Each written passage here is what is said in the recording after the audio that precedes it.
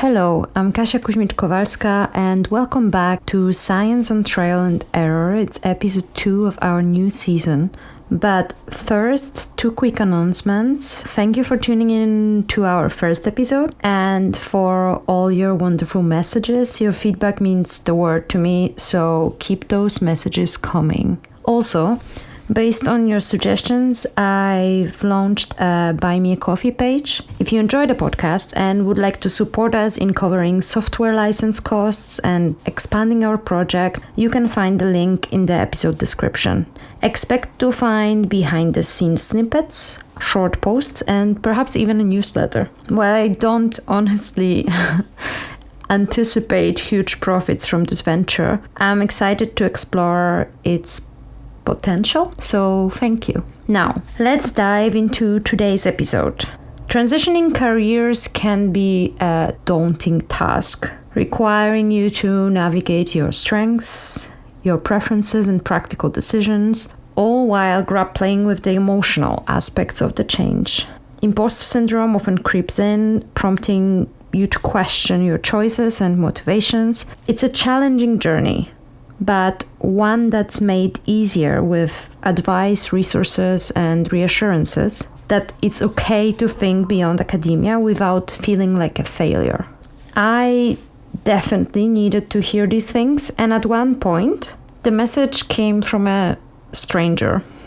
Our guest today, Ashley Ruba, made up her mind to leave her academic career a little bit over 2 years ago. Frustrated by the job insecurity and political nature of academia, she decided to speak out rather than quietly fade away like so many others. Her decision to share her departure on Twitter suddenly and unexpectedly went viral, sparking conversations and requests for advice from hundreds of individuals in similar situation. Witnessing her journey unfold on social media, I was struck by one of her messages. "You have permission to quit. I know you may need to hear it, and it's okay to quit." When I started to think about this season, Ashley was on my list of prospective guests right from the start. I sort of expected that she will decline due to her busy schedule and extensive plus 40,000 following, and I was so pleasantly surprised by her interest. It's moments like these that remind me of the power of connection and the ease with which we can reach out to others. I'm so grateful for it. Before we start our conversation, here's a bit more about Ashley. She earned her master's and PhD in developmental psychology at the University of Washington in Seattle, followed by a postdoctoral research fellowship at the University of Wisconsin in Madison. With numerous publications, grants, and awards under her belt, Ashley transitioned from academia to roles in user experience research and then human factors engineering, where she currently works with Arthrex, which is a medical device company. Additionally, she founded After Academia to help other PhDs launch fulfilling non-academic careers. In today's discussion, we'll explore whether questioning your career choices can help you discover your true self, why exit academic career, how to decide what to do and where to seek for resources, what strategies to apply, what mistakes to avoid. But this isn't just conversation about career choices. Keep listening till the end, where it gets even more personal and insightful. And as a bonus, stay tuned for the true story behind the origins of human factors engineering. This episode is very meaningful to me, and I hope you find it equally engaging. Enjoy and welcome Ashley Ruba.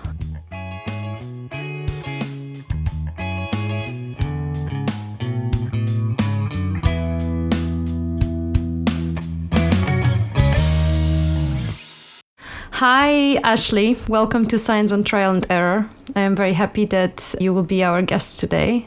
Yeah, thank you for having me. So you are currently in Seattle, right? Yes. Yep. Mm-hmm. And how's your day going so far? What's on your mind? It's going pretty well. My Sundays, I typically end up doing a little bit of work for coaching. I'm a full-time human factors engineer at a medical device company, but my side hustle, so to speak, is coaching PhDs how to transition out of academia, since that was a career transition I made a couple years ago. So there's lots of work to do on that front in terms of starting and growing a business, but it's really interesting. But that's usually what I end up doing on Sundays. Yeah, side hustles always Yes. good on the weekends. I feel for you. So let me give a brief introduction about you. I mean, I will give proper one before the interview, but still, so that people know who you are. Please correct me if I say something wrong. Mm-hmm. So our guest today is Ashley Ruba, and she's a developmental psychologist by training, and currently working on many fronts. On one hand, as a human factors engineer, on the other as a coach, career strategist. I really like this term. Founder of After Academia, which we will discuss because this is really interesting and cool thing for people who want to transition. And also called the voice of the many, which I really like. Honestly, this was one of the reasons I reached out to you, because when I was leaving academia, I found your account sometime towards the beginning of your very public, testament to what you were going through. And it helped me a lot. And when I started thinking about changing the direction of the podcast, you were on my list from right the beginning. And I was like, she's gonna be way too busy. And here you are, and I'm so happy. So thank you. I thought maybe we could start with talking a bit about your current work on the two fronts, and then we can go back in time a bit and talk about why you left. But let's start. Human factors engineer for a medical company, right? Yeah, the company is Arthrex, and so they're based in Florida in the United States, and I live on the opposite coast in Seattle in the United States. So I work remotely, which is nice, but my company builds medical devices for orthopedic surgery. So orthopedic surgery being anything joint related, like shoulder replacements, hip replacements, knee replacements. And I am an engineer on the digital enabling technologies team. So we build new technology to help surgeons do their jobs better. So some of what I'm working on right now is preoperative planning software that surgeons can use to plan their surgeries. And then I'm also working in the medical augmented reality space, trying to develop new augmented reality tools that surgeons can use in surgery to perform their jobs better as well. So it's pretty cool. My work feels really impactful. And like everything I do is ultimately to the benefit of helping other people. And it's still pretty like technical, and my coworkers are great. And yeah, I really like my job. It's very different than what I did previously in my PhD, but it's still research at the end of the day, which is what I've found that I've enjoyed most over my career. So on a daily basis, it requires a lot of interactions with both the company, I guess, and the surgeons, or are you just receiving some information from someone else? How does it work? Yeah, so I work with other people at my company to develop new products. So usually there'll be a product manager in addition to any engineers or designers who are actually building the prototype of the product. And then once they have some sort of a prototype, they come to my team and we work with surgeons in order to test these prototypes with surgeons, making sure that whatever we're building is safe and effective for use. Fortunately, at my company, none of the things that we're building really have the capacity to kill someone, just potentially harm someone in some way. But we're not working with pacemakers or any tools like that could actually kill someone. But we're basically doing testing with surgeons and getting feedback from surgeons about whether what we're building is actually safe and easy for them to use. And then assuming that, we've found this and we've mitigated the risk of using our devices as much as possible, then we submit all of this to regulatory boards. So the FDA in the United States or the EU regulatory board in the EU to get them approved so that we can actually sell them in various countries. Yeah, so our team, we are interfacing with kind of everyone, but we are ultimately the voice of the surgeons to advocate for changes that need to be made to our products to make sure that people can use them correctly. That's really nice. I feel like working in basic research, which is what I did. And I guess you are also closer to that than to actual translational research that impacts people. It gives you a bit of a meaning behind what you do. And I guess it feels better. No, definitely.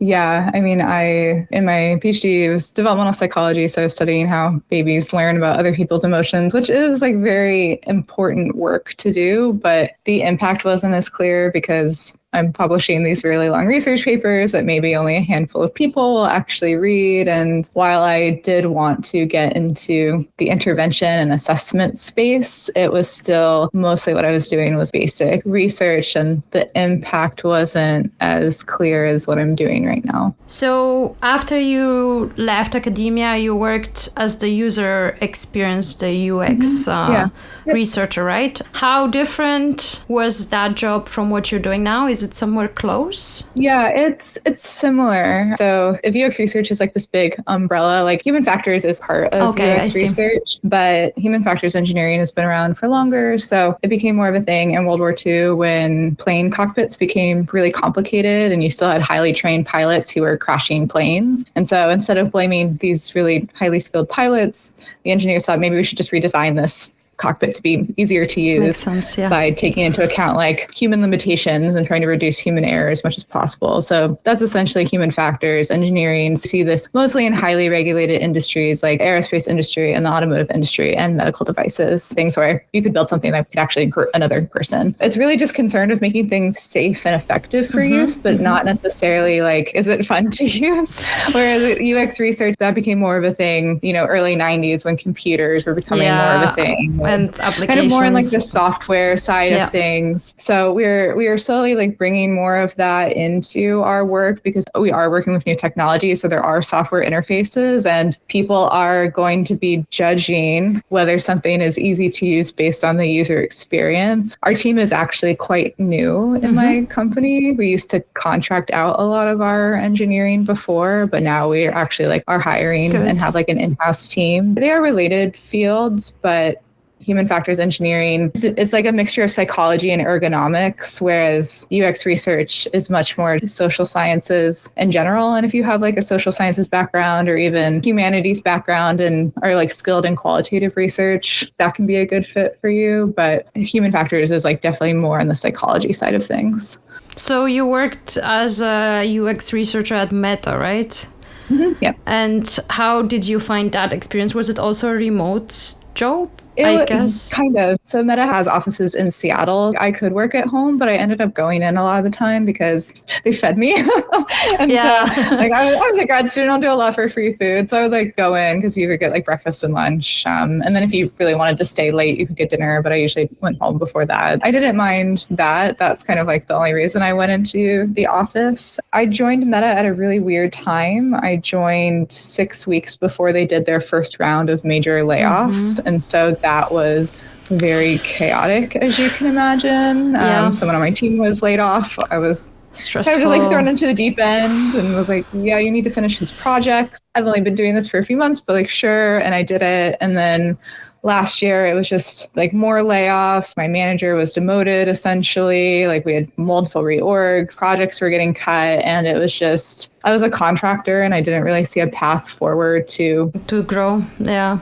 I found the lack of job stability to not be great for my mental health, which was a part of the reason I pivoted. And my company now, there's no recession-proof industry, but healthcare is pretty stable as far as things go. And my company, I think, is pretty fiscally responsible and has never done layoffs. And people in my company have been there for 10, 20 plus years. So it's definitely a place where people will stay and they want you to stay for a really long time. I don't see any reason why I would want to go anywhere else, honestly. I think it's a valid point that you bring that I didn't realize until I now switched. I am still working proxy to academia because I work at the university, but I work as a project manager, and I worked at the research institute before that was purely research, very new, and now at the university that's super old, but I know people who work in administrative part for years. And I feel kind of this calmness that if I want to, I could probably stay long And I don't have to feel this constant fear in the back of my head. You have to move. There's the mobility pressure and all of these things. It's very important. And I didn't realize how much it weighs on you in the back of your head. So I totally get it. I mean, and that was like a big reason I left my postdoctoral fellowship in the middle of my third year, because it didn't really seem like, I could keep on for another like couple of years and keep applying for faculty positions, but I didn't know like if anything was actually going to materialize, or if it did, like where would I have to move? And even if I moved somewhere for a job, what if I didn't get tenure and then I would have to move again? And it just seemed like there was no guarantee I would get a job in a place that I wanted to live and then I would be able to stay there for like a long time. It always just seemed kind of like things could fall apart at any moment. It was like really hard for my mental health, because I really require stability and predictability, or else everything just kind of feels like it's about to fall apart. I get it. Yeah. You brought up your postdoc. I had a look at your academic resume, and you could have really stayed in academia. Oh, yeah. And probably do well. You had the awards, you had the distinctions, papers, everything was going well on paper. Yeah. Still, knowing how things go, you can look good on paper and still not get funding. And so my question is, why? I mean, you partially said the job instability. I get it. Yeah. Was it also about anything else in the culture?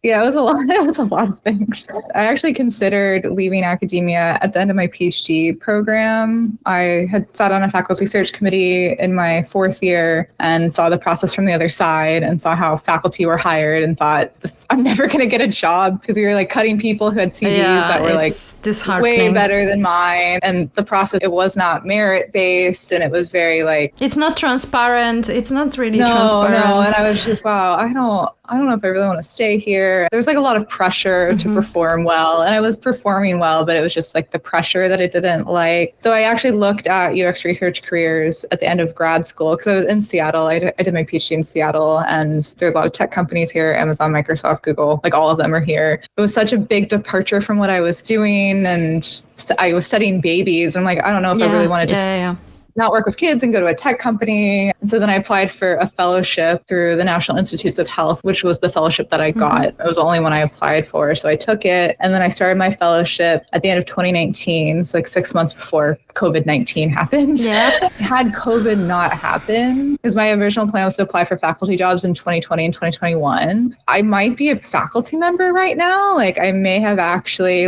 done it and stayed with it, but COVID like wrecked the job market. All of my research stopped. Everyone just having a really hard time during this period. And then when I was in my third year, my postdoc, it was like, I'm going to have to stay for a fourth year at least. And I'd been on the academic job market once, and I just really didn't want to do it again. And in my postdoc, I was starting to just see the toxicity of academia that I think I had been really sheltered from my undergraduate advisor and my graduate advisor, who are lovely and don't play into like the academic power dynamics. And then during my postdoc, I finally was seeing what it was really like. And just I was recently diagnosed with ADHD and autism. So I had like a very strong sense of right and wrong. And it was very frustrating to me. And I couldn't figure out how to play this political game to maneuver in the academic system. And I just was very frustrated with how people were treating me and how things were going. That I was just like, I just don't want to do this anymore. I was really unhappy. And it was like a long time coming. I just like hit my breaking point at some point. I'm like, I'm done. I'm going to do something else. I just can't do this anymore. No, I understand that. But this in itself can be extremely difficult, because you are,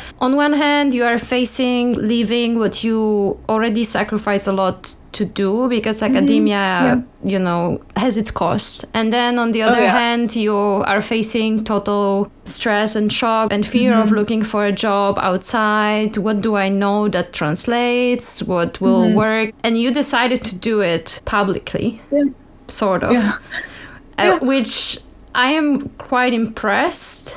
I mean, don't get me wrong, I do feel like sometimes it's helpful to share because you get support, but with things like that, they can always be backlash. And I was wondering if you were already taking it into account when you decided to share it. I know you couldn't have predicted that it would become so viral, but what pushed you, or like why did you got to this point where you decided to share it? What was the reason? Like deciding to like post on social media about it. Yeah, I think I was like on academic Twitter and kind of just lurking for a really long time and like wrote a couple of memes, but I had fewer than 1,000 followers. And I don't know, it just kind of felt like so many people I had talked to had just quietly exited academia. I mean, Quit Lit was kind of a thing, but they weren't really like talking about it. I don't know, I just posted to be like, I'm just going to like let people know why I'm leaving. And I didn't expect that first tweet to go viral, but I think it was just because like no one was really talking about it. And then I think the people who knew me were shocked because I had given up so much for this career and had tried so much. And then I think other people who didn't know me like saw my CV and were kind of shocked. And I don't know, I just didn't want to like disappear quietly like so many other people had done. And then the reason I like continued to post about stuff was a lot of people kept asking for my help, and I wanted to help people, even though I barely know what I'm doing, but like I'll try to tell you as much as I know. I just remember thinking like, if I were back in my PhD program and I had saw anyone just talking openly about how much they liked their job outside of academia, then I would have been much more likely to actually make that career transition. But because everyone I talked to it just like seemed really sad. It seemed like they'd been on the job market for multiple years, like nothing panned out. And then they just kind of got pushed out. No one I talked to really seemed to had made a deliberate choice to leave and then was really happy. There was always a lot of sadness and grief around it. And I just remember thinking, well, I don't know if you really like your job. I think I can do this. Like, I think I can be one of the ones who like makes it. Had I seen myself 2 years ago, I think I would have probably just left academia like in my PhD program and wouldn't gone for the postdoc. So what did you learn about yourself through this process? A lot. I think like the big thing was that I historically, I think, have made a lot of decisions in my life based on what other people have wanted me to do or what I've thought other people have wanted me to do. I feel you. Like wanting to be a professor because my parents didn't go to college. And so they just kind of viewed any kind of college education was amazing. And then once I was in undergrad and really wanted to do research, everyone was like, well, you should be a professor, because that was really the only career option that was ever presented for me. And I was, okay, sure. Like, you all seem to like your job. This seems like a really prestigious job. If you're ambitious, this is the way. Yeah, I'm very ambitious. Yeah, so it plays on like, you. Yeah. Yeah, I get it. Yeah, so I didn't question it, even though I never really liked teaching courses. I like really just wanted to do research. I didn't like the process of creating lectures and giving lectures and grading papers and like all of that. I really just preferred the research process. And yeah, so I didn't really consider other career options because no one was really presenting anything else to me. And instead it was like, well, if you don't become a professor, you're kind of just a failure.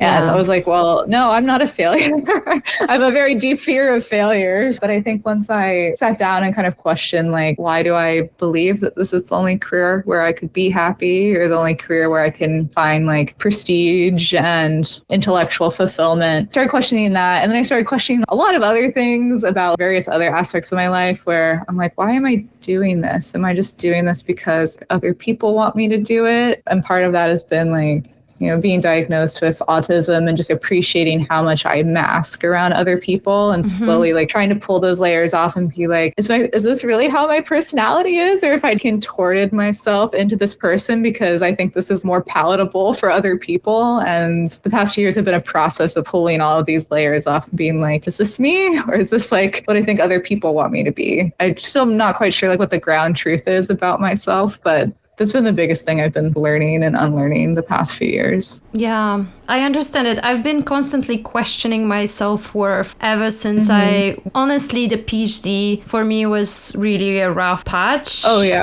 And then I ended up being diagnosed with a chronic disorder which also, put everything into question. And I was like, what do I do? Then I found out that it's better if I stop working in the lab anyway. So I was suddenly thinking, okay, I failed. And I don't know what to do. Should I do a postdoc that is purely theoretical or bioinformatics? What do I do? And then I realized that I was taking all of my self-worth from my work. Yeah. So of course, feeling like I'm failing on that front, feel like I'm failing in life in general. Oh, yeah. Yeah. And I must say, your posts, they struck me as a very, I don't know, they were building confidence. And I was very impressed because I felt extremely insecure in all of my decisions. And it's probably, you know, the way you phrase yourself, and I know you must have gone through this process yourself, but it really made me feel better. There was this one post where you said something like, I give you permission to quit. Yes. And I was like, finally, someone. I didn't care that I don't know you. I was like, someone is saying this. Yeah. I needed to hear this. Yeah. No, I feel like a lot of grad students will message me and they clearly are just like really unhappy in their program. And they're just like, should I leave? Like, I don't know. Am I a failure? And I'm like, you have the answer. You know that you are unhappy. You know that you do not want to do this. Academia is such a weird bubble. And I have to tell people all the time, you actually don't need a PhD. In most cases, it would probably have been better if you didn't get the PhD from a financial standpoint. And I'm like, I am the only PhD in my broader team of 15 people. Everyone else, master's or bachelor's. I am the only PhD, was not required for my career. Did I learn a lot? Do I have really good skills that transferred? Absolutely. Could I have done the same job with a master's and started my career back when I was 24 instead of when I was 32? Yes. Would I have had a lot more money and been a lot further along with like 8 years of actual like industry experience? Probably. And that's what I try to like remind people. The PhD is not worth it in almost every case, unless you like have the money and you have the support to go through it, or if you really want a career where a PhD is required, which is a handful of them. But I think most people just need someone to be like, you know the answer. You know you don't want to be here. It's okay. You can leave. Yeah, and actually this leads me to something I wanted to bring up. How do I call it? Which could be improved in general in the whole process and in helping people in this process. Because, you know, there's not enough space in academia to host everybody who's doing a PhD. No. There's not enough space even for everybody who's doing a postdoc, right? It's pretty clear that it gets very steep and it shouldn't be perceived as a failure, and people should be informed of the alternative career pathways already early on so that they can feel like these are equally good options for their career. However, I feel like the atmosphere within the academia to keep good people in, and also created by some other people around the internet, is to create fear and to install fear in people who want to leave. Either fear that you are not suited to find a job outside, or that this is somehow something that shows you as a failure or shows that you have no ambitions, or even that you cannot do it yourself or alone. And therefore it's safer to stay, or it's safer to lean. I don't know. I feel like there's a lot of this. I find it very negative in some sense. Yeah.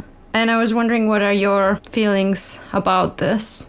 Yeah, I think like it's interesting because there's some professors and some departments that do a better job of preparing their students for careers outside of academia. I had a lot of friends in chemical engineering. Almost none of them are in academia. They didn't necessarily have training to go to non-academic careers, but they had a much easier time transitioning than I'm in psychology. And a lot of the people I work with as a coach are in either social sciences, life sciences, or humanities. And it seems like those are really the areas that are struggling the most in this transition, especially people in life sciences who want to go into like non-biotech or like R&D careers. But I mean, even in my department, it felt like I was the chair of the graduate student committee, and the only professional development we had for non-academic careers was what I decided to created a panel and like led this panel for like other students. But like the department in and of itself was not doing any professional development. And I even went to the career center at my university, and they were just like really poorly equipped to help PhDs specifically. It was like much more geared for undergraduates. I mean, I don't want to be like super cynical about things, but obviously grad students and postdocs are really cheap labor for universities, and especially postdocs. The postdoc salary in the United States is $50,000 a year. And, you know, I left academia and I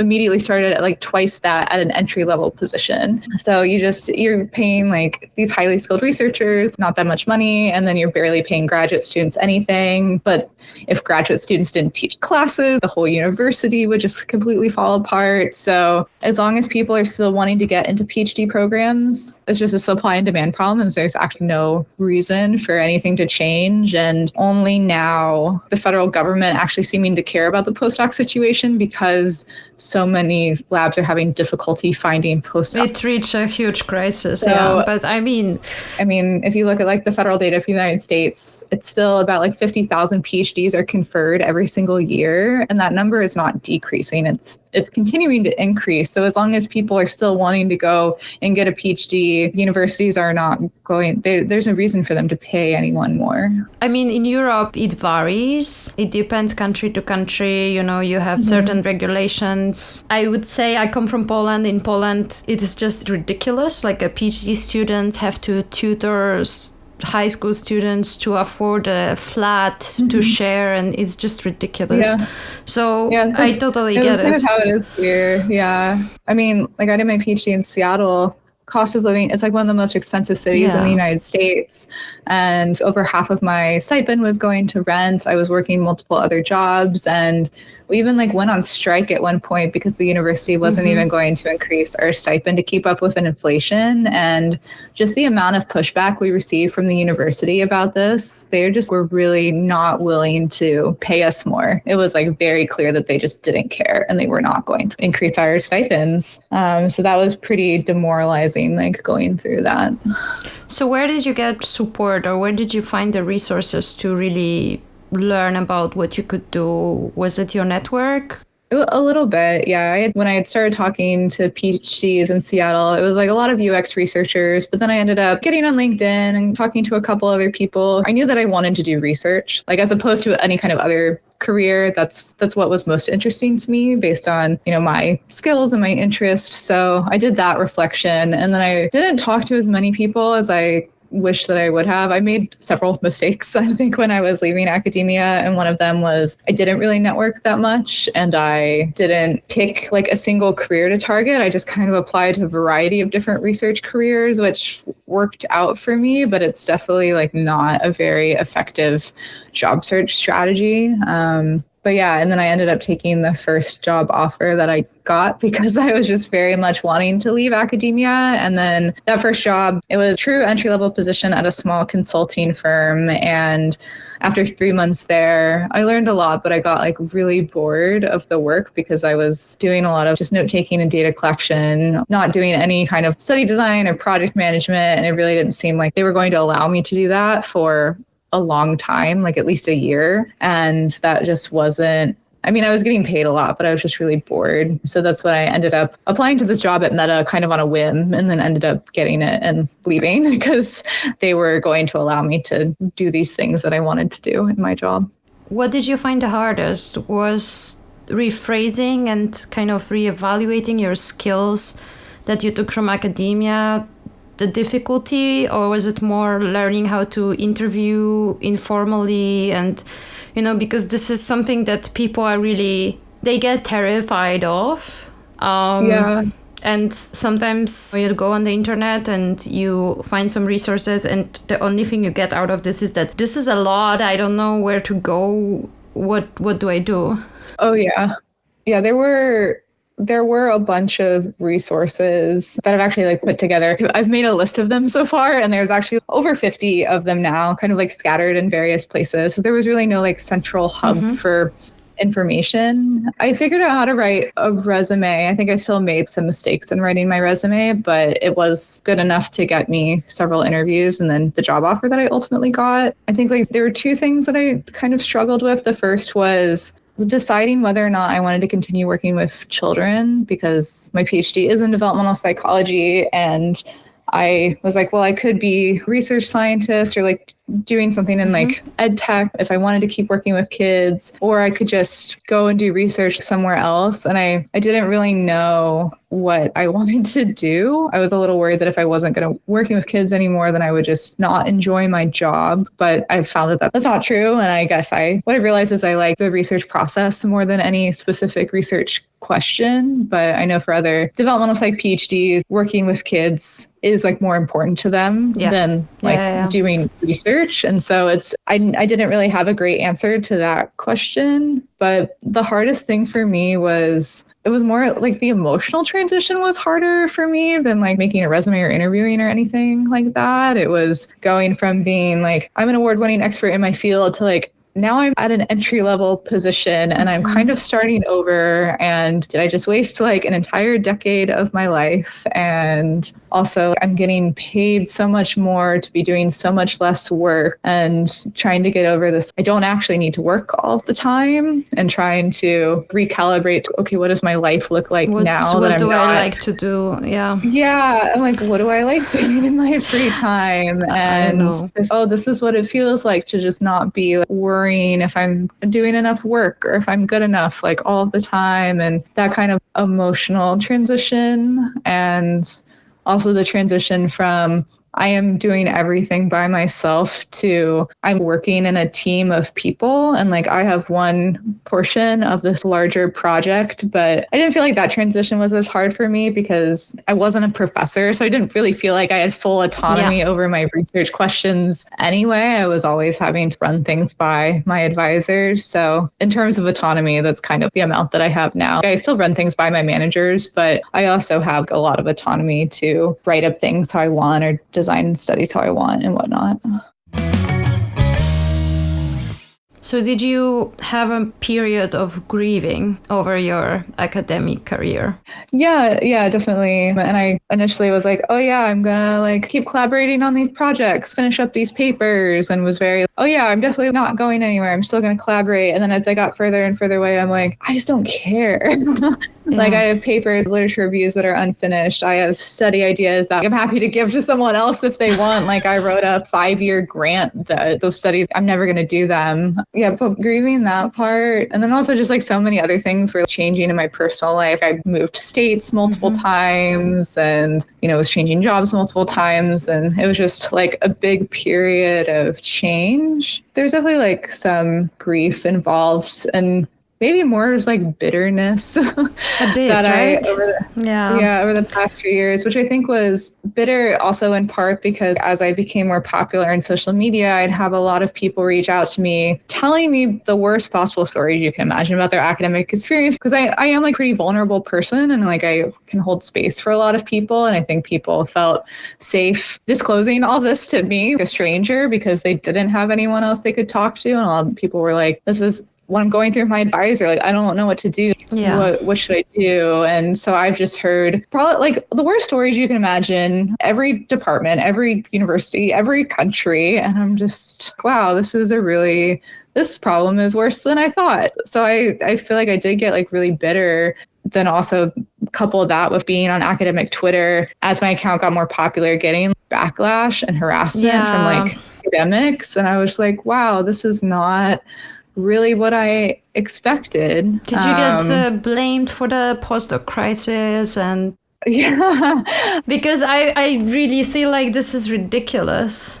Yeah, I think once I started working at Meta, I think people were like, okay, well, you've just sold your soul to a big tech company. And then I think when I really got into Twitter notoriety, I was like, here's my postdoc salary. Here's what I'm making a year later at Meta. It is 3 times as much money. And that was, I think, very jarring for people. And then there was all this discussion about, like, well, no one's in academia for the money. And money has always been this really big sticking point. Yeah, I think when I got into coaching and started charging, I met with a lot of people for free to the point where I had to start saying no to people because I just didn't have time. So back in September of last year, I was like, okay, people want to meet with me, like they can pay like a small amount of money to meet with me. And then I developed a coaching program that I started charging for. And I tried to keep this really affordable because I remember like how little money I made in academia. But the sheer act of charging for anything, people have just like come at me for that. Really? Yeah. That's been really surprising to me. I think in academia, we're expected to do so much labor for free that when you start being like, actually, no, my time and my labor is like not value free. Yourself. It's valuable. Then I know people are like, no one needs coaching. Like you can figure this out on your own. Sure, I did. But it's just I don't know, I think there's like a really big misunderstanding and some view that you're doing it for like personal financial gain. And I'm like, I just want to help people. I could just not do this because it's actually taking up a lot of my time when I could just be like... Exactly. A lot of your efforts, research into this. I could be like reading a book or something. Yeah. I mean, you're anyway doing a lot for free. Come on, everything that you share out of your personal experiences, it's a mine of information, honestly. So you don't even have to do that. Yeah, I think it's just interesting. And I've talked to other coaches in the space. I know basically everyone now on LinkedIn. And it's interesting, some people were in the space and they ended up leaving because of all of the negative feedback. And I found that fortunately, like almost everyone who does PhD coaching who I've met is really nice. There's some people I've met who are not and still have this very like competitive mindset that's like a carryover from academia. Yeah. But it's interesting and like kind of tough space to be in. But I'm in it because people kept asking for my help and I just have a hard time not helping people if they need help. So after academia, are you running it yourself? Is it just you in your after work time, basically? Yeah, so I started by offering like one-on-one meetings, and then in November of last year, I put out a call being, does anyone want to like work with me? And then almost 200 people like, responded to me and wanted to work with me. I was like, oh, wow, that was really surprising. I was like hoping for 10 people. I started this program. I capped it at 50 people. It was going to be a 3-month program. And every week for the first like 8 or 9 weeks, I was doing a webinar on a different topic, kind of walking people step by step, like how does this job search process work? And then a few weeks ago, well, I guess in January, I basically took all the webinars, condensed them into a 2-hour course. And so now that is kind of the cornerstone of my program. So there's a course, but there's also a community, and there's like 65 people in it now. And so I just moved weekly pricing. So people can come in and pay, it's $50 a week to come in and take the course and get coaching from me. And people can stay for as long as they want or need. And then after that, if people feel like they've gotten the value and they understand, okay, this is how I get a non-academic job. I've had a few people who actually like have offers now, or people in final stage interviews, and people can kind of go off on the rest of their lives. You're not hooking them for a long time. No, and I think like, because I got all of my non-academic jobs in like about 2 months each. So if you like understand how job searching works and you understand what employers are looking for and how to write a resume and how to interview and how to network, which is the most important part, then you can make this transition like more quickly. But I think people struggle for such a long time because, they've converted their CV to a non-academic resume. I've viewed a lot of resumes now that are not really how a resume should be. And then they're just sending out these applications, like applying to everything, not hearing back. And then they just do this for months and months. And it's just not how job searching works. And I think once you learn about how job seeking actually works, then you can start to figure it out and just do these more effective strategies that will allow you to pivot more quickly. Austria is quite surprising for me because apparently here there's even a term that is called Vitamin B, which is Bekanntes in German, which means colleague or friend. And basically a term functions to mean that 70% of jobs are really gotten through network and not even like they are not even advertised oftentimes. You just get them because someone recommended you or they saw you somewhere. And to me, when I was thinking I will finish my PhD or I will not, I was at the point where I got to this ultimatum stage and I kind of had to push. I was already decided that either I get my date of defense or I go. I started to look and I was super confused, and then everybody was telling me, you need to have connections. Of course, I do know people, but it's mostly academic people, and I was freaking out. I was like, what will I do? How do I go about this? And in the end, I got my job through network. I didn't even send one resume. Someone recommended me for a job that I really wanted to have in the end, but just by chance. And I was really surprised. It was also not because of my academic work, but actually because of the podcast. It was someone who I interviewed for the podcast who recommended me. So such a, lucky strike. Yeah, I have a very similar story for how I got my job too. I mean, it was about a year ago. I just started posting on LinkedIn. I think now my manager, Jonathan, sent me a connection request because I was talking about my work at Meta, and he was also working in augmented reality at my current company, and he sent me a connection request, and he was like, "Oh, it's really cool to see what you're doing." I'm like, "Yeah, thanks, Jonathan." And then several months later, after I posted about the layoffs, I'm like, I don't really know if I like want to stay at Meta or if I can stay at Meta. And he commented on my post and he was like, smaller company, more stable, better fit. I'm actually hiring right now. And I'm like, I just sent him a message. I'm like, hey, what's up with this job? Yeah, the job ad he sent me, it was for like a senior engineering position. I was reading the job ad. I'm like, I don't think I'm qualified for this. It was saying they wanted like 5 years of experience in a highly regulated industry. And I was like, Jonathan, I don't have this experience. He's like, your experience in academia counts. You are the hiring manager. Like, I will not argue with you. So I went through the interview process for the senior position. As I thought, I was not quite qualified for that, but they offered me like an associate position instead because they really wanted to hire me. And I think, if I had just submitted my resume to this job ad, you would have looked at my resume and been like, this person is not qualified for this job. But because I had been posting on LinkedIn and had met the hiring manager who wanted to hire me, like that didn't really matter. Yeah, that's true. I was shocked, to be honest. Oh, yeah, same. I didn't become as public as you, but at some point at the end of my PhD, I was asked to give an interview about being chronically ill and doing a PhD.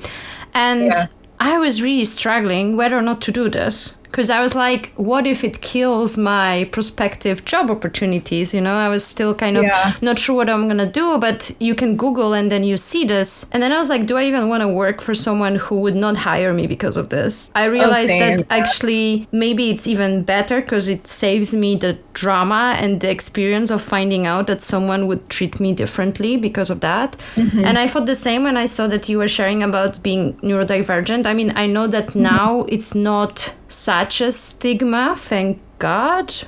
But it's still, something that can become a little bit of a struggle for people, whether or not to share and whether or not to be upfront. But on the other hand, I guess if you get a good employer, you can still kind of work out some solutions that are better for you if you are upfront about this, right?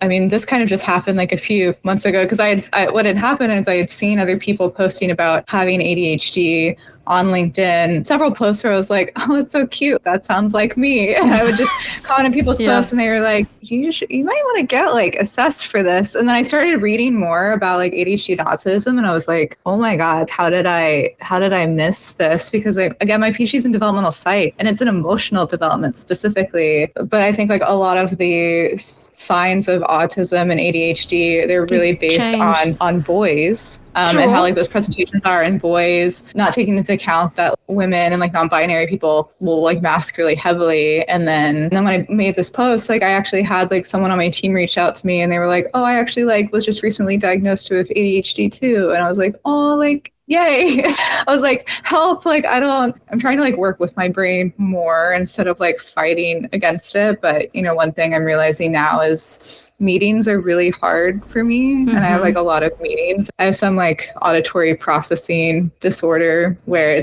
I will listen to things at 2x speed, like podcasts and stuff, because that's the only way I can like pay attention. So having a meeting with like multiple people, my brain can have a really hard time focusing. So I'm trying to think of what kind of accommodations can I request to actually like make this easier for me. But that's been kind of what I've been struggling with and thinking about like the past few months. But people usually try to be accommodating, right? This is what I found most surprising, because I was kind of assuming people will not want to accommodate, let's say, my condition or someone else's. I'm quite a bit more inspired by the fact that people try to be more accommodating. And I think like I've realized like in life in general, people are really afraid of asking for what they need or want because they're afraid of being rejected. But at the same time, people can't give you what you need or want unless you're asking for it. So totally. It's kind of like most of the time people want to help you. And if people say like, no, I don't want to be accommodating, then there's not really someone you like want in your life or someone you want to work with, which is hard when you don't have a job. And I think people are like, well, I would just take a job anywhere. But a job is not worth your mental health at the end of the day. And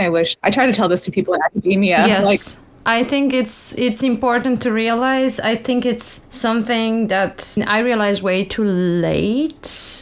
And I also try to talk to people about this. I found it, as you said, like a lot of people reach out to you when they know that something happened to you. And what happened to me then resonated with people, let's say, in the closer proximity, but also through the internet. And then people try to ask you, and of course you take it to yourself, and then you feel like you want to fight for them, but you have a certain limited capacity. But I think one of the key points that I would like to convey to people is that, first of all, transition is possible. And it's actually not as hard as it could be painted in the academic surroundings. And the second thing is that your life is, yours, and you have to sometimes it's the basic questions that get us. I was asked by someone, when was the last time I felt happy, and I realized it was like before I started my PhD or something. I was like really ridiculously ashamed to answer, because I realized that I just work and I didn't do anything. And when I finished my PhD in September, I was a mess. I had like PTSD, and I was struggling to figure out what I liked doing. Before I started. Do I still like this? Am I still the same person? So I think I strayed a bit, but I think what I like about your story and why I wanted to bring you here and ask you all these questions is that, of course, you have a way to share your experience, and this is already helpful to people. But what I like is that you don't stop on just, saying, oh, this worked for me and academia is bad. Everything outside academia is great. You're trying to help people. And I really love that. And thank you.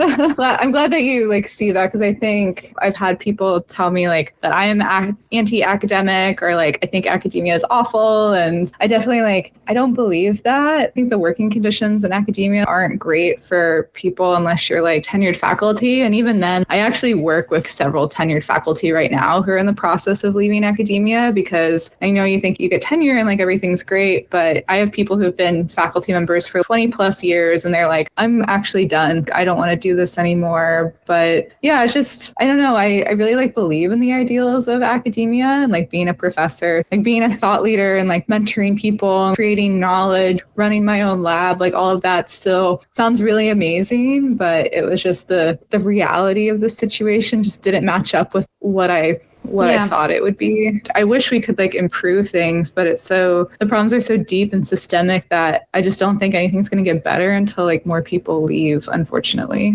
Yeah, I agree. I mean, the culture is toxic, or at least it's ancient, and without a strong push, there will not be a revolution, right? I mean, we see this kind of like you said, there are strikes, there is the postdoc crisis articles in all of the journals, but the truth is that it's still so antiquated, it will not get better without a very strong shake of the whole structure. For sure, But speaking up is making a difference, I think. And I am very grateful to you, honestly. Oh, thank you. I think what I would like to ask you now is more future-centered, because you are working, you said you like the job that you're doing. You're also doing the coaching, which I guess gives you the mentoring aspect that you liked. You can kind of transfer it out. Yeah.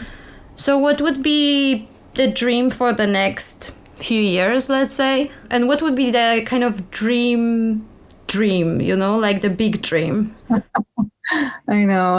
I've thought about this. A lot of folks have asked me, are you going to go into coaching full time? And that was never really my intention. To not be a scientist anymore feels really hard for me. I kind of want to believe that I can do it all. And I think in this early, I guess startup life, for a lack of a better description, it is a lot of work right now. And this has kind of become my Seattle winter project, because the weather here is awful in the winter. And I don't want to, I'm totally fine being inside and working on this, but when the summer comes, I don't really want to be working this much. So my intention for the next few months is to get things at develop more systems and processes to where I'm not working so much on everything. But I guess I kind of see like two ways from the coaching business. I would love to continue to like scale this to some point that like feels like good to keep like helping people to come up with like better systems for creating content, because it does take a long time. I'd love to be more active on Instagram because I like have an Instagram and I'm just barely use it because it's 3 different platforms that all have very different modes of expression. But I'd love to this year start making more video content. I think video content is going to become more of a thing. You'll see this from a lot of other people this year. It's hard to get to know someone just over like words. I think when people talk to me face to face, they're just like, There's a shift. They're like, oh, you're actually like a fun person to talk to. And I'm like, oh no, do I not come across as fun in my posts? So they're just like, you just seem very smart and kind of like intimidating. I'm like, oh, I don't. I didn't get this impression. Maybe I should reread your posts. I mean, yeah, when you don't hear anyone's voice or like see anyone's faces, it's hard to say whether they're approachable. But then in my like, I keep calling it like my big girl job instead of my like a side job. I really would love to be promoted to senior engineer. That's something I'm like working on right now. And actually today is 5 months in my job. I've learned a ton and it is starting to make more sense. But yeah, I just wrote a usability plan today, which I had never done, or not today, but like in the past week, which I had never done before. And that was like, oh, wow, this is like a lot of, I don't know, I really like it. So I'd love to continue working on these projects and like leading projects. And I think for that job, the big tension for me is like, do I want to stay in this individual contributor track and go to senior engineer, principal, and then it's like staff engineer is kind of like where that tops out. Like, do I want to do that, or do I want to go into management? And management, I don't know, that would mean more meetings, which I have a really hard time with meetings. And it would also be like getting a little more divorced from the research process. Yeah, it becomes more administrative in some sense. Yeah, which like, I don't know. I really like designing studies, maybe not so much collecting data, designing studies, analyzing and writing up the results and presenting it back. So I don't really know like what will make sense for me long term. But other than that, I was actually just talking with a PhD the other day who has left academia, and he writes like a really great newsletter. His name's Joshua. It's called The Recovering Academic. And I was talking to him about, I'd love to write a memoir at some point. Like that sounds fun. That sounds really daunting. Interesting. So I'm going to talk to him and like maybe work with him and get like some coaching on, I have a newsletter that I just started. Oh yeah, I just signed up. I will put a link for it in the podcast description. I'm like, I need to send that out today. I'm trying to like do one issue every Sunday, getting more of like a content creation writing habit and things like that. So yeah, writing a memoir. And then other than that, I'd love to buy a house in Seattle. Oh wow. Which like to be fair is like one of the big reasons I like started the side thing, because I was like, it would be nice to have some extra income because housing here is so expensive. But yeah, those are like my big plans. I'd also love to travel more. Actually, about a year ago, I did my first solo trip to South America. I went to Ecuador, Peru, and Colombia. Life-changing. And I was like, wow, I would really love to do more of that. It's good. I mean, at least now you feel like you have mental capacity and energy to even form these plans and then follow up on them, which for me was a big thing. I don't know. I feel like I want to ask you one more thing. Which kind of was prompted by your answer. So you said that you want to do the kind of job you do because there are parts of academic research that you wanted to transfer out. So you want to have certain pieces of that. I want to ask you, do you still kind of love science? Is the tiny Ashley who loved science at first, and is she still there? Yeah. Oh, no, for sure. I mean, and the first career I ever wanted was to be an astronaut. I thought Sally Ride, she was she was like my idol. I thought she was like the coolest person ever. And so I was really fascinated by science from like a really young age. And like I do some science in my coaching. I'm still doing like market research and UX research and like talking to people and figuring out like what are people's problems and how can I solve them. And I'm doing product development, but I'm like the person doing everything. You apply the scientific method to whatever you do. Absolutely. So I do enjoy that, but I don't know. I really like writing. I wrote a bunch of research papers, and every time I sit down and I get to like write a protocol or write a report, I'm just like, oh yeah, I would not really get to do this if I just left science and went into like content creation full time. And, fortunately, I work really quickly. So I get a lot of like people are like, how do you You're work very so fast? productive, I must say. Yes. Yeah. I think I had like the ADHD. But you that. sleep, right? I do sleep, but I think when I like get into these really intense hyper focused states when I'm really interested in something, and so I can just work not be distracted and get a lot more work done than maybe like other people if they're not as interested in something. So I use that to my advantage often. I really hope that I can figure out how to like do it all and still like have space to, exercise and sleep and do all of that. But I do sleep. That is important. Okay, to close, I decided this season to ask all of my guests for book recommendation because I'm a very avid reader and I want to dabble a bit into talking about books as well in the podcast, but I just want to make a bit of a reading list from people. Yeah. It doesn't have to be science related, but it can be, of course. Yeah. Oh, well, I feel like my books fall into like one of several it's like I have my poetry books and then I have like my business books and then like self-help books. Okay, so let's say a general book recommendation that you think people should pick up. I have like a stack of books I'm looking at over here. General book recommendations. Well, the last fiction book I read, because I don't really read much fiction, it was Iron Widow, which is a young adult novel. Are you familiar with this book? Yes, it's a good book. Recent scandals around this. I don't know if you've heard. I don't know. I think like with the author. I think they didn't get nominated for one of the big, I think it was Hugo Awards that is given for fantasy. The whole ceremony was supposed to happen in China and apparently they excluded her from the selection. Oh, wow. Just because also Rebecca F. Kuang, whom I adore, was also excluded. So it was like a big scandal.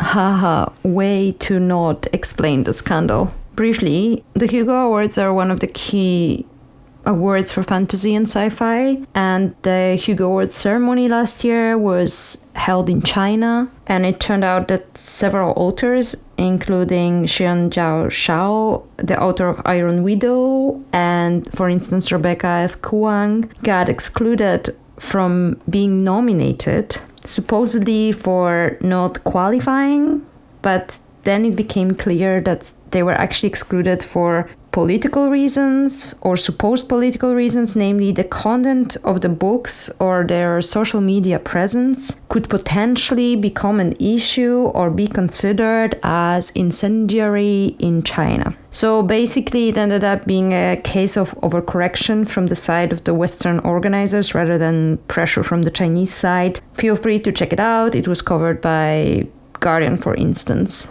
But the most important thing is have a look at the book. Have a look at Iron Widow. So I heard about the book. I haven't read it yet. Yeah.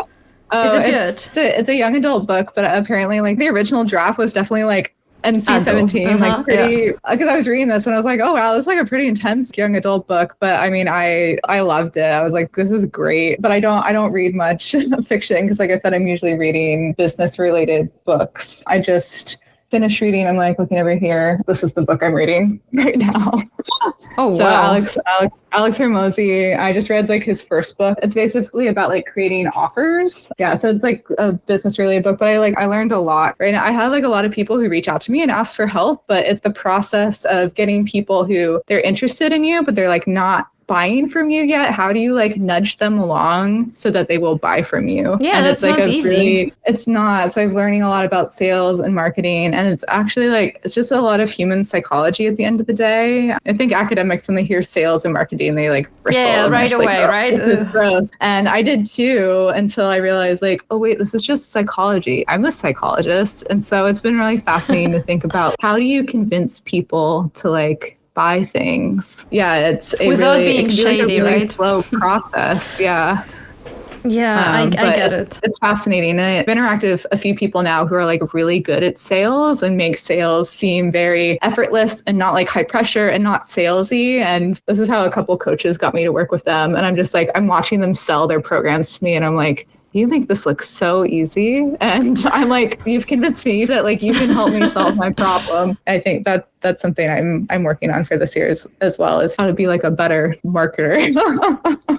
It's good. I feel like I was worried when you leave academia, you stop learning and you don't. But actually, I've been learning so much. Like, it's a different kind of job, but you still can find new things to learn. And I think this is something that people should understand, that you may think that when you're ambitious, leaving academia means that you will suddenly stop. But you can just apply this to any other part of your life or other career. And it will still work well. Oh, absolutely. And I think what I've realized about, starting this business and like learning so much is that I think a lot of PhDs who feel really drawn to the academy and being professors, I think they would make really great small business owners, because it's like a lot of the same thing where, you're trying to figure out like, what can I do that will get funding or make money? And, how do I recruit people and all of this? And you get like a lot of the autonomy, you get mentorship. I hope that more PhDs will choose business or choose coaching. I found like everything I imagined that I thought I'd like about being a professor, I have like found developing this coaching program. Yeah, I've actually talked to like several PhDs who they were like, what you do seems so cool. I like really want to do it. And I'm like, there's literally like nothing stopping you. There's so many PhDs who need help. I think we'll see more and more. I hope like more and more PhDs who are getting into coaching and who are like becoming more specialized, because I think I think that's kind of what's needed. Like, what if we had a PhD who was like really coaching people how to get into data science, or coaching people how to get into instructional design? Because what I do is really general, because I'm not going to coach people to get into UX research, because that market is trash right now. And I'm like, I can tell you what to do, but like, I'm not going to advocate that you go into that career right now. Well, I could talk with you for much longer, but I don't want to keep you. Before you leave, okay, last thought to share to people, just in general, whatever you want to say. And also, please say where to find you.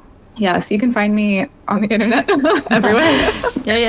She's very clearly findable. I mean, literally, if you just Google my name, Ashley Ruba, everything comes up there. But I'm most active on LinkedIn. I'm also on Twitter. I go back and forth between like how active I am on there, but most of the time you'll find me on LinkedIn. I'm also on Instagram, not as much, but hopefully we'll become more active there. I have a newsletter, which you can also find on both LinkedIn and actually everywhere. There's links to it. But the last piece of advice, I think like the biggest challenge that PhDs face in their non-academic job search is probably the biggest challenge that everyone faces, is just lack of confidence in yourself. Yes, and definitely. People just get in their own way so much with these limiting beliefs about, I'm like overqualified for jobs, or I'm underqualified, or I'm bad at networking, or I'm a failure for leaving academia. And if you really buy into these beliefs, and if you don't adopt a growth mindset and be like, yeah, I'm not great at networking, I've literally never done this before, so like how could I possibly be good at it? But I can learn how to do it.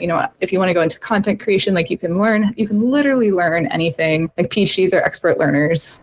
We learn very quickly. So I think I really try to push people to adopt more of a growth mindset and like a more open mindset than I think a lot of folks have. Because if you can't advocate for yourself, if you can't sell yourself, if you can't put yourself out there, if you don't believe in yourself, no one else is going to believe in you, and no one is going to hire you to do a job if you don't believe that you can do a job. So I think like that's the biggest thing that people need to like wrap their heads around, is just like get out of your own way, fake it till you make it, because I don't know what I'm doing. Like I have so much imposter syndrome. Maybe that doesn't come across in my posts and stuff. I don't know what I'm doing. And like no one really knows what they're doing. Everyone's just kind of doing the best that they can. Yeah, and I think that's what you realize.